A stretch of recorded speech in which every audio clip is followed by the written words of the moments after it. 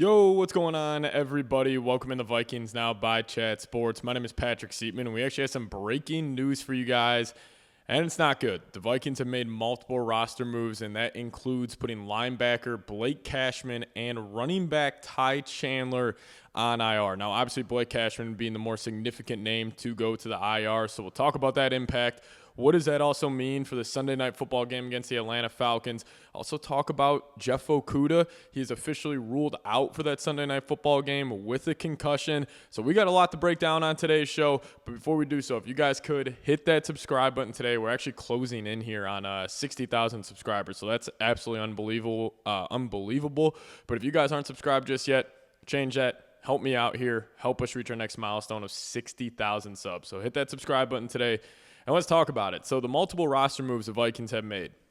Most significant one, linebacker Blake Cashman being placed on IR.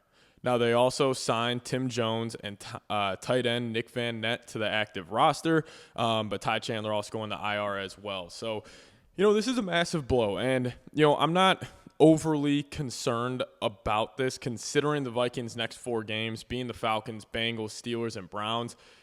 If the next couple of games were like the Packers, the Lions, the Ravens, Commanders, I would be way more concerned. But I still think this is an injury, even though how important Blake Cashman is to the defense and what Flores likes to do, this is still an injury you can manage. But nonetheless, this is a big loss because if we remember last year, the difference between this Vikings defense with and without Cashman was extreme. I think the defense is better this year. There's more talent around him. But the one guy that we saw his play take a serious hit without Cashman in the lineup was a guy like Ivan Pace Jr. Now, I'm not sure who is going to wear the green dot, whether that be Pace or Eric Wilson, assuming Eric Wilson will fill in for his spot, which Eric Wilson, fantastic against the run, very similar to Ivan Pace. But they both do struggle in coverage, so I think that could open up some opportunities for the Falcons to attack over the middle of the field. They have a Drake London. They have a Kyle Pitts. They have a Michael Penix who's got some serious zip on that football, so he can attack that part of the football field. But, man, no Blake Cashman. I'm curious to see how the Vikings, kind of navigate this injury because you got to assume Eric Wilson will step in for that spot, but I am a little concerned about this, but then again, with Eric Wilson and Ivan Pace in there, you still should be able to stop the run, and that still will put a lot of pressure on Michael Penix. Now, I am very confident in the Vikings winning this game this Sunday night, and the biggest reason for that being is the home crowd. I think with this Vikings defense, with Brian Flores, the home crowd, they should force the Falcons to be a one-dimensional team. And what do I mean by that? I think it's going to have to take a Michael Penix masterclass performance for Atlanta to go into the Vikings' house and get a win. And that's just a tough spot for a guy. He's got very limited starts in the NFL. Yes, he is an older quarterback. I actually went back and I was watching the Falcons Buccaneers game from this past week. Michael Penix is a good quarterback. He'll be a guy in the NFL for a very long time, but still in this spot, it's a tough position to play. It's a tough place to play. It's a tough defense to play. So I still think even without Blake Cashman, you still got to assume the front four, they're going to do a wonderful job. They were so dominant against the Chicago Bears, specifically Javon Hargrave and Jonathan Allen. Both those guys combining for 13 pressures. When was the last time 2 interior defensive linemen for the Vikings combined for 13 pressures, plus you just add on Grenard and Van Ginkel? So obviously this Blake Cashman injury is huge. We won't see him for the next 4 weeks. Then the Vikings have their bye week. So his return should be week 7 versus the Philadelphia Eagles. Hopefully the Vikings, I predicted before the year, I think this team will start off 5-0 for the first 5 games. I still stand by that. I think this team, even without Cashman, I think they're just way better than the other 4 opponents they're playing. Like even the Bengals, yes, Joe Burrow and Jamar Chase could come in here and light it up, and that very well could happen. But I just think the talent disparity between both those teams, the Vikings will come out on top. And then with the Pittsburgh Steelers, good culture, good organization. I just think the Vikings are better. I think they're more modern. I think they're just a more well-oiled machine than Pittsburgh is. And then the Cleveland Browns, Vikings should be 9.5-point favorites in that game. So I still got them going 5-0 to start this year. You hit that bye week. You get Blake Cashman back. You'll have Darrisaw fully ready to go. You'll also have Jordan Addison back. So that's when we should see this team, when that schedule does get tough in the middle of the season. Hopefully they're really starting to hit their stride. So I do want to talk about a couple more injury news here. Then we'll get on out of here. But 2 key players, Harrison Smith, Jeff Okudah. Ben Gessling earlier today was suggesting that he expects Harrison Smith to at least play some snaps on Sunday night, and he'll be shocked if he does not end up suiting up. Now, as we know, Harry coming back from this illness, nobody really knows what was going on. People have been speculating. Could it be something like mono? Who the hell knows? But Harry, clearly he got sick for a couple weeks, got back feeling better last week, but it's just the conditioning side of the game. Like, it is tough. I mean, you guys know, like, if you guys have been sick and you guys like to work out, if you're sick and you're, out of your routine for a couple of days, those first couple of workouts are pretty tough. You're starting to feel a little gassed, and, think about how you feel during a workout or you lifting. Now imagine how that feels out there on the football field when also Harry, with how, intense that Flores scheme is, how much you got to think. If you're not feeling well and you got to think at a very, very high level, that's a tough spot to be. So we are expecting Harrison Smith to be out there this Sunday night. Probably won't play a whole lot, but just kind of get his feet wet, get going in the groove of the NFL season. Then hopefully, he just starts to ramp up over the next couple of weeks. But I do think this could be a slow process. Ease him in this Sunday night.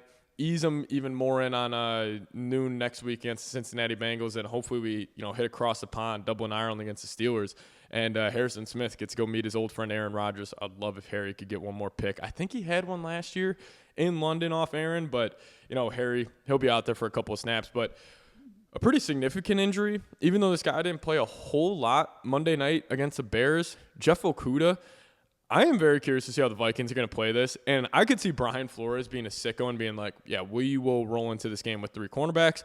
Probably wouldn't be the smartest call, considering if somebody gets hurt, but assuming maybe it's a Zemiah Vaughn, he gets elevated from the practice squad, or one of these other corners that the Vikings like, probably elevate him.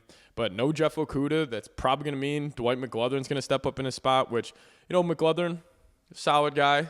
We're all very excited about him, but at the end of the day, he is a UDFA. But then again, Jeff Okudah didn't look too good on Monday night, so maybe we could get an upgrade at that spot. I think Okudah, I'm pretty sure he only played around 26 snaps. Let me just double-check this for you guys, because I'm pretty sure Byron Murphy played 100% of defensive snaps, and then same with Isaiah Rodgers. Okay, so Okudah only played 16 snaps. So it's not like you're missing like a huge part of that defense where it's like he's, filling a massive void. It was 16 snaps.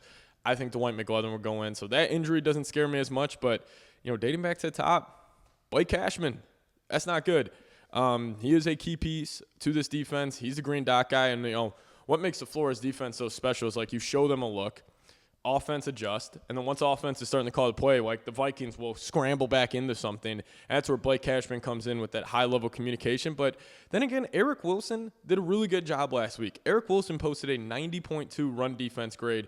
I think it was second highest out of all eligible linebackers. So at least we have more depth there. You still got a guy like Kobe King, who you spent a 6th-round pick on. So I think last year the drop-off to, Cashman to Grugier Hill, and I could also see the Vikings maybe calling Grugier Hill. I'm pretty sure he's still a free agent. But still, I did not think the Vikings had a ton of depth at the linebacker spot last year. But now this year, I feel like they definitely have a lot more. But, they'll definitely feel Cashman's loss. He's a hell of a football player. He's that leader. He's that glue of that defense. But I still think against the Atlanta Falcons, the Vikings should be all right. I think it is a freaking joke that the spread, by the way, is 3.5 points.